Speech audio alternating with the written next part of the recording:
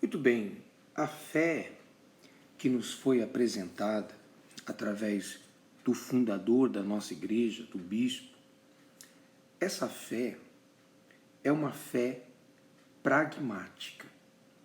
O que significa dizer pragmática?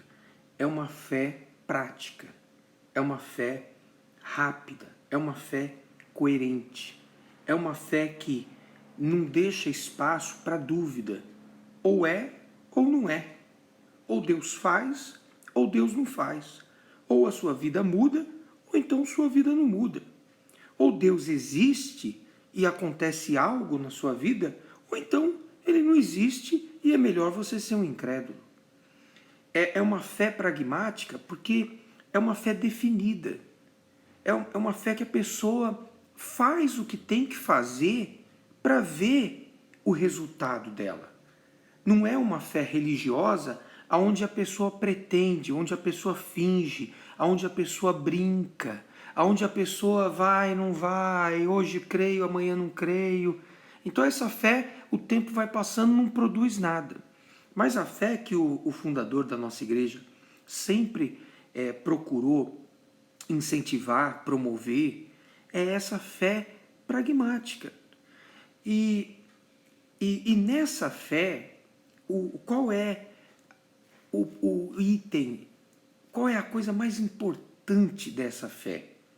Naturalmente, você tem que ser coerente, você tem que ser inteligente, você tem que saber somar 1 mais 1 igual a 2. Se eu faço a minha parte, então Deus tem que fazer a parte dele.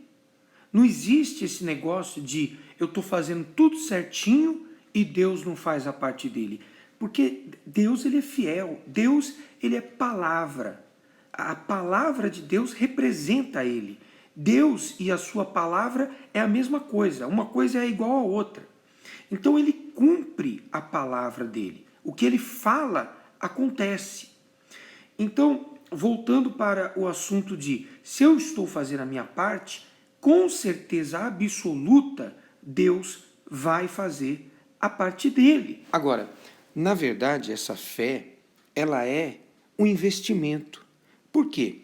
Porque quanto mais você decide obedecer a palavra de Deus, quanto mais você se submeter à vontade de Deus, quanto mais você cumprir o que a Bíblia ensina, mais direitos, mais bênçãos em todos os sentidos, e eu estou dizendo em todos literalmente, cura, financeiro, espiritual, familiar, em todos os sentidos. Quanto mais você se dá, mais Deus se dá para você. Porque está escrito, Deus falou o quê? Exemplo, em Malaquias, ele falou, voltai-vos para mim e eu me tornarei para vós outros. Quer dizer, se você vira em direção de Deus, Deus ele também se vira em direção à sua. Ele está esperando um sinal seu, ele está esperando uma decisão sua, para que ele comece a agir na sua vida. O problema é que muitas pessoas são indecisas. Elas dão um passo para frente e um para trás. Um para frente e um para trás. E o que acontece? No final do dia elas estão no mesmo lugar. E aí blasfemam contra Deus. Falam, Deus não me ajuda. Não, é você que não está se ajudando. Porque você não é uma pessoa definida. Você não sabe se você quer viver no pecado ou se você quer viver uma vida reta diante de Deus. Enquanto você for assim, como é que Deus vai mudar a sua vida? Não vai. Então, finalizando o vídeo, eu ainda quero falar sobre esses dois aspectos. A sua fé não pode ser uma fé religiosa, entendeu? Porque a fé religiosa é isso tudo que eu acabei de definir aí. É esse vai e não vai, entendeu? Essa água morna. Então, a fé que o bispo sempre ensinou-nos é uma fé pragmática.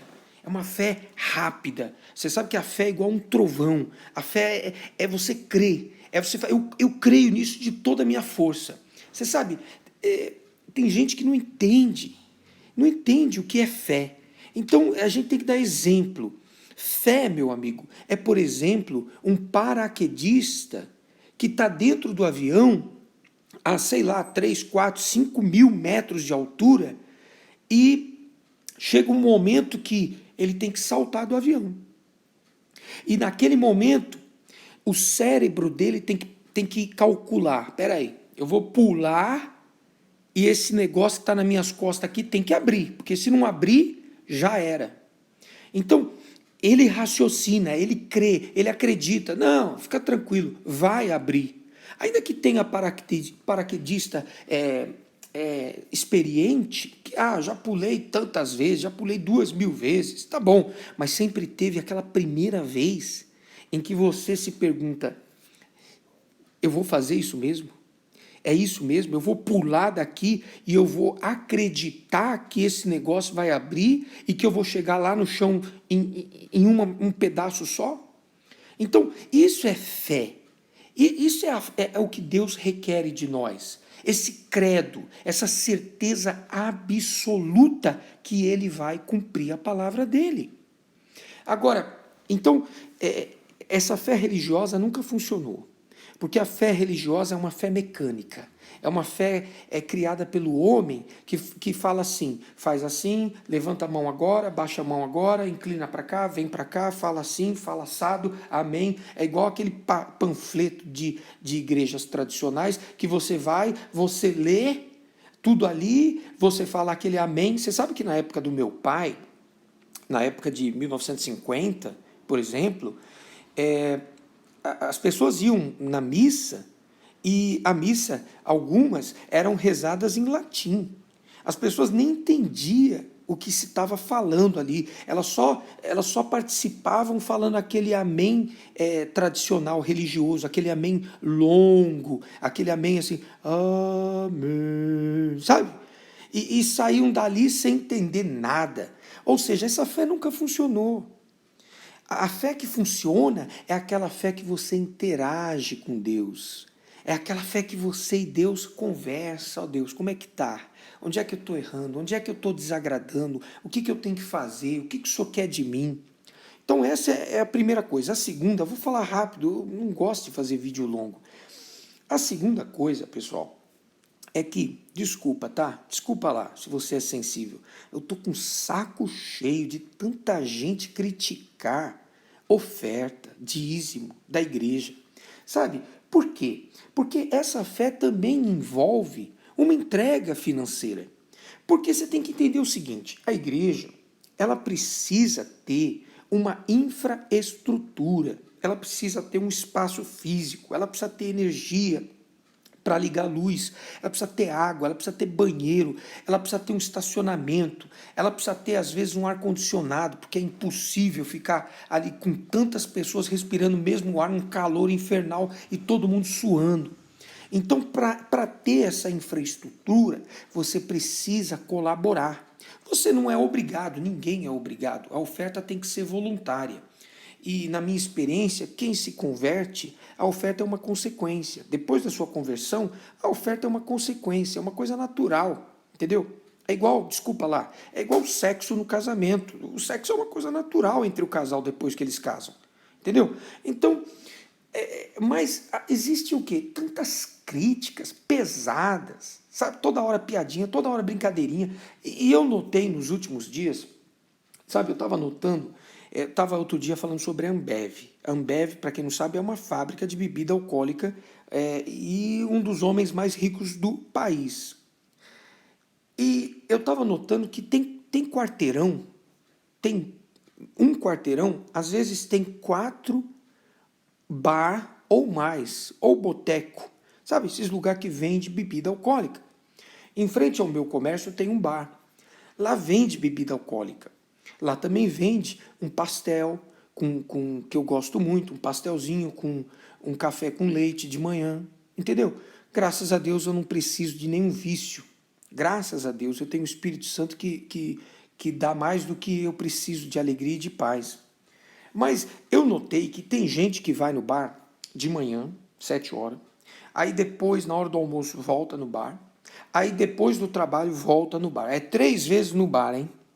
É de manhã, exemplo, sei lá, mas é de manhã é R$ 10, depois é mais R$ 10 no final do dia, depois do trabalho é mais 10 ou 20. Tem gente que tem conta. Marca aí, marca aí. Aí chega no final do mês, sabe, 30, 40, 50% do salário foi lá no bar. A pessoa gasta 400, 500, 600, 800 reais no bar. Mas se eu pegar, exemplo, uma nota de 100 reais e dar na igreja, eu que sou o otário, eu que sou o burro, eu que sou o roubado. Quer dizer, na igreja eu vou lá, eu ouço a palavra de Deus, o homem de Deus abre a Bíblia, me explica o que é certo, o que é errado, e eu, para financiar a água, a luz, etc., se eu der 100 reais lá, eu sou o burro.